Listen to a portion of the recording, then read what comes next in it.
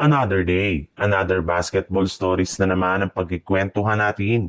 At ngayon nga ay ang pag-uusapan natin ang balitang pagkuha ng Los Angeles Lakers kay Drew Holiday at ang balitang latest update patungkol sa Golden State Warriors.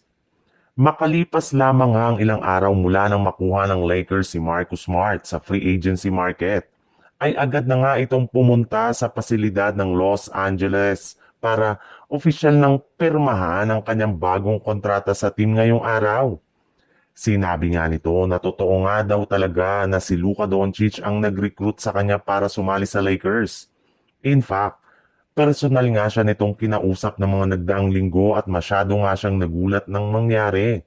Kaya simula nga niyan ay hindi na nga siya nagdalawang isip pa na sundin si Luka. Dahil alam nga po niya na meron itong nilulutong plano para makakuha ng kampyonato. At kasabay nga ng pagpunta ni Smart sa Lakers ay siya naman ngang pagsilabasa ng mga balitang pagkuha pa nilang muli kay Drew Holiday. In fact, ayon nga sa isang source, personal na nga daw pong kakausapin ng Los Angeles Lakers ang kampo ni Drew Holiday sa mga susunod na araw para lamang makumbinsi ito na lumipat sa kanilang team. Alam nga po nila na hindi kinagugusto ni Holiday na ang pagbabalik niya sa Blazers na inaasahan na hindi pa rin magiging competitive next season sa dami ng kanilang mga batang players.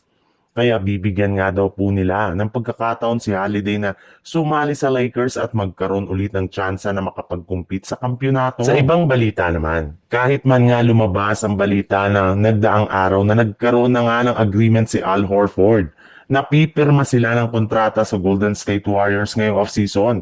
Kapag nasolusyonan na ang problema kay Jonathan Kuminga, ay wala pa rin naman nga ditong kasiguraduhan lalo pat mismong si Horford na nga ang nagsabi na kinukonsidera na nga niya na magretiro sa NBA. Sa madaling salita, kapag pumalpak nga ang planong ito ay literal nga na si Draymond Green muli ang kanilang gagamitin bilang kanilang starting center next season. Ngunit agad rin naman ngang tumutol sa ideyang ito si Draymond matapos niyang sabihin sa kanyang podcast na kahit anuman nga daw ang mangyari ay ayaw na nga daw niya na maglaro ng center position sa Golden State Warriors.